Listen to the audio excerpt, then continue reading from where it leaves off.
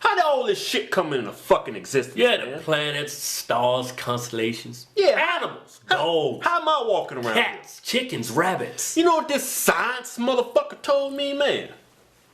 That motherfucker said one day it was some big goddamn explosion in outer space. Yeah. Created all the goddamn planets. Yeah. That's crazy, ain't it? Did we all evolve from fucking apes?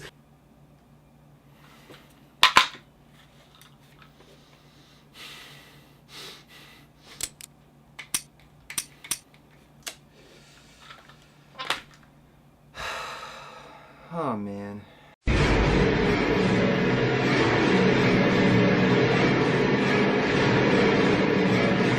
So here we have two people who are too stupid to understand the theory of evolution, abiogenesis, and the Big Bang Theory, which even I, as a 5-year-old child, could understand thanks to Bill Nye the Science Guy, and these two, who are so scientifically illiterate you'd swear they grew up in the Westboro Baptist Church, are still taken seriously by millions of people who take their advice on nutrition. Is there any hope for the human race? If there's planets, then how come there's still monkeys? Now, the Hodge twins are insanely popular and they have tons of fans, and I know a lot of you are already pissed off at me for talking bad about them, but they're not very nice. My husband goes soft practically every time we have sex. He's only 24. You need a divorce. You need to leave that sorry ass nigga. When dude is in the bedroom limp dicking your ass. He's got accordion dick going. So I think it's safe to say that the majority of their audience are young men in their teens and early 20s, and right here we have a man who's 24 years old, who's probably a fan of theirs, who already has erectile dysfunction, and they're laughing at him.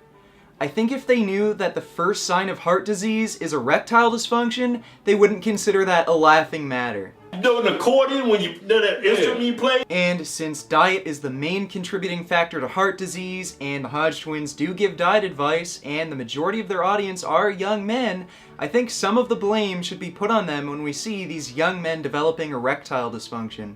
Look at that. Some bacon and eggs. First thing I do, I fry the bacon, right?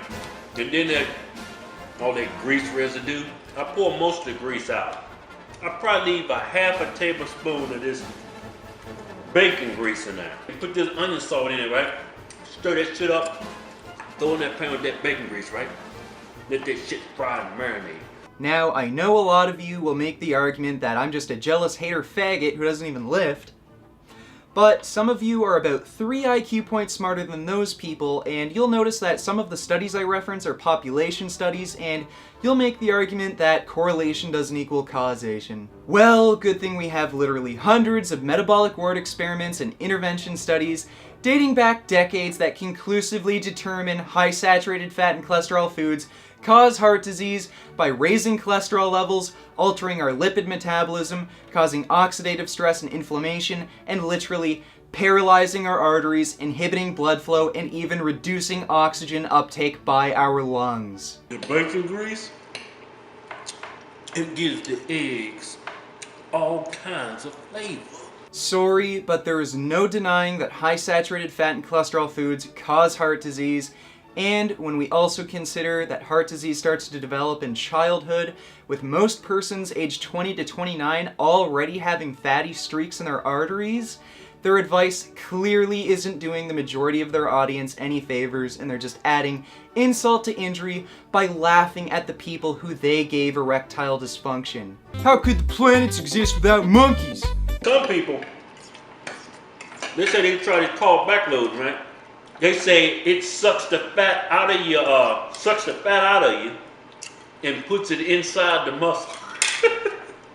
Now, they were just joking there, but they were actually kind of right for once. High-fat foods, like bacon and eggs or Popeye's chicken, cause a buildup of intramyocellular lipids, fat in the muscle tissue, which is largely responsible for insulin resistance and diabetes. These foods also cause lipotoxicity, which causes chronic inflammation through several pathways, which helps the development of diabetes among other chronic diseases, and diabetes also increases your risk of heart disease, which can cause erectile dysfunction, and the Hodge twins will laugh at you for that.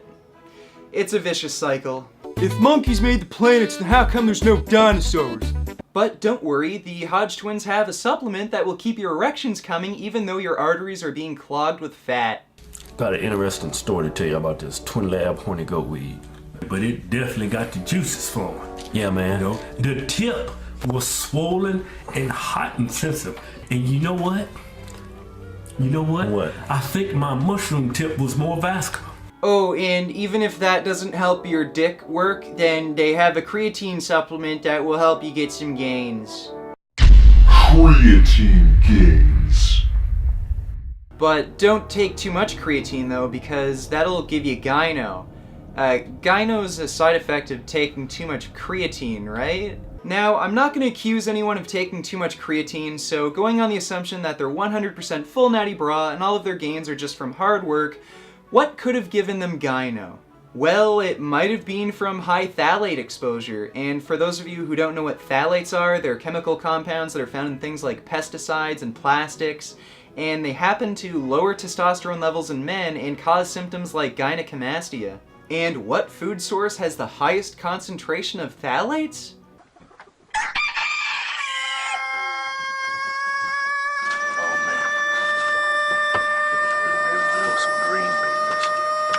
Oh man, that chicken good. Hey man, stop smacking in my damn ear, man. It's chicken. Chicken has the highest concentration of phthalates, if you didn't pick up on that. So, following their diet advice, you can get a myriad of chronic diseases, including heart disease and diabetes, and as an added bonus, you can get erectile dysfunction and enlarged female breast tissue, which they'll also make fun of you for. I was picked on that I didn't even want to take my shirt off in gym, even now being bigger and more toned from lifting. He still got them big puffy nipples, huh? If dinosaurs ate all the planets, then where the monkeys live?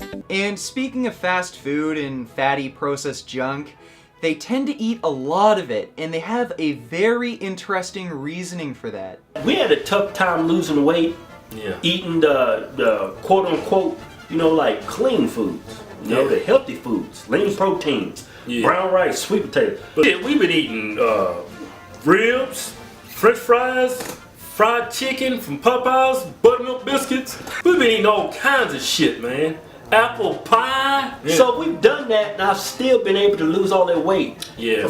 Of course, we've been at a caloric deficit each and every day, and we still made great progress. We still lost a lot of weight.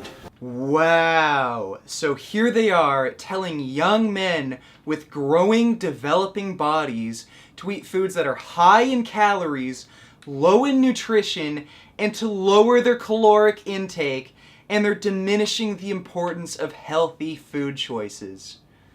Better take some fucking creatine because you're not going to make any gains restricting calories and eating food that's nutritionally deficient. And even if your goals are just weight loss, fuck health, you just want abs, they're still full of shit. The high-fat foods that they eat promote weight gain due to altering your gut flora to promote fat storage. All of their advice is taking one step forward and 2 steps back. The high-fat foods they eat also have a very high caloric density, making it hard to satisfy their appetite, making weight loss even harder. So what do? We went from eating from 2 to 8. We changed that shit up to fucking eating from 1 to 5. A 4-hour eating window. That was our eating. We were taking all our calories in that 4-hour window, and we'd stop eating at 5. So by the time I fell asleep at night around 9 and 10, my stomach was fucking empty. That bitch was growling. The fat was melting off.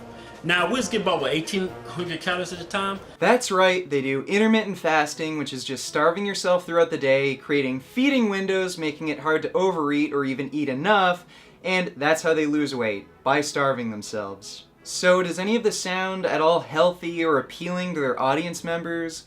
Does it sound like fun to get some chronic disease like heart disease or diabetes and then get erectile dysfunction, gyno, and eat nutritionally deficient foods and have to starve yourself to lose weight, which will just fuck up your gains? Well, the Hodge twins have to deal with enough people like me to come up with this excuse. Hey. Vegans, vegetarians. Hey man, I respect you vegans. Yeah. A lot of y'all vegetarians think cause y'all don't eat meat and y'all gonna live longer than me. Which But you gotta understand something. Yeah. You know what I'm saying? You gotta understand there's a lot of, what's the word, propaganda? Look here. The most important thing when it comes to, living long and being healthy is your overall caloric intake and if you're active or not. Like, look at this 70-year-old bodybuilder. People ask me when I'm going to retire. I said never. I said more people die retired than they do on the job working. This dude is 70 years old and he's a meat eater and he eats a lot. His diet, I would say, is kind of high in fat. He eats bacon and eggs on the daily.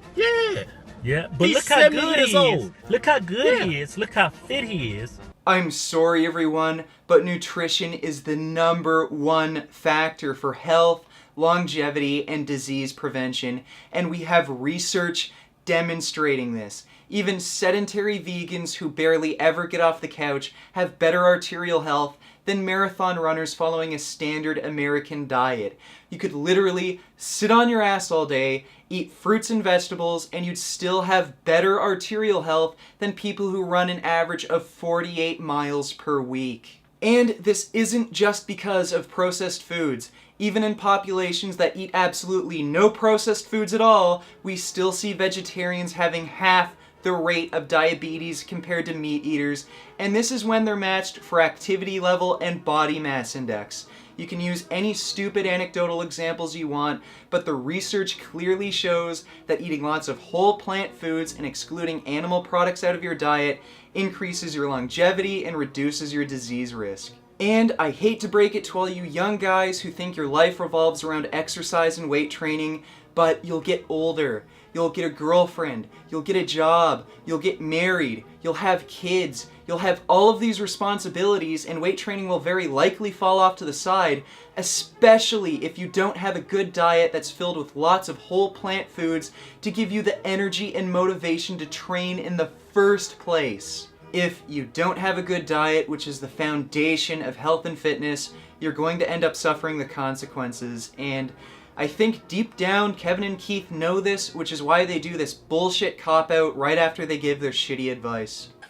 All of this is just advice. Eat whatever the fuck you want to eat. You think that makes up for it?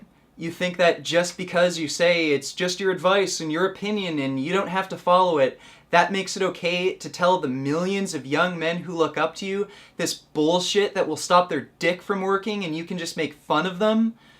Why are people like this looked up to? Look at all them damn bones. I understand vegans. I understand where y'all coming from.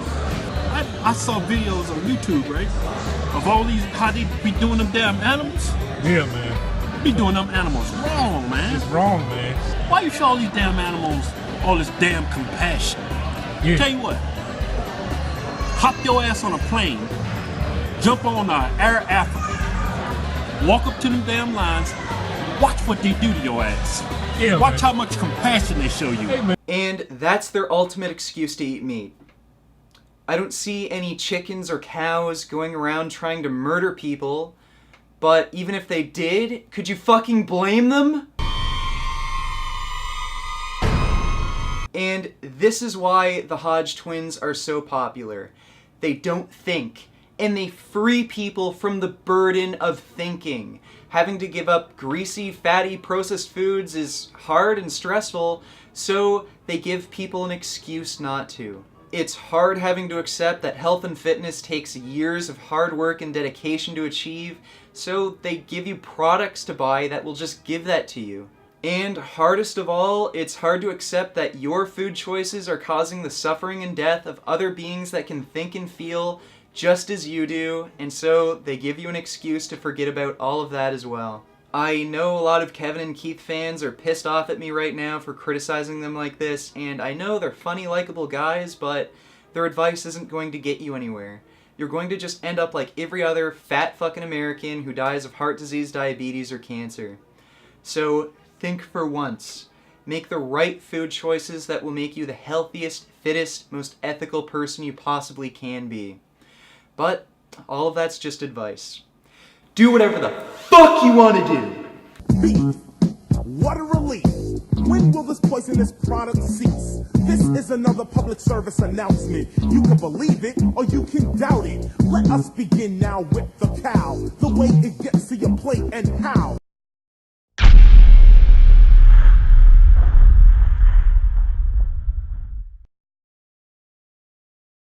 Hey, stay dedicated, fellas. Eat right. Hit the gym.